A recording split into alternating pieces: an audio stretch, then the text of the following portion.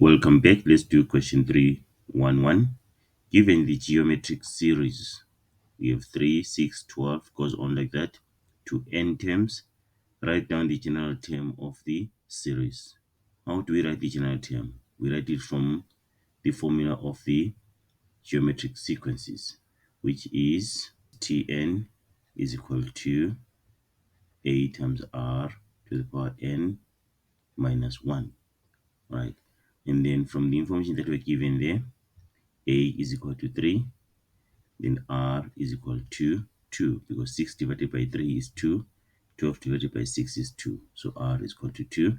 Then we just substitute these into the general equation.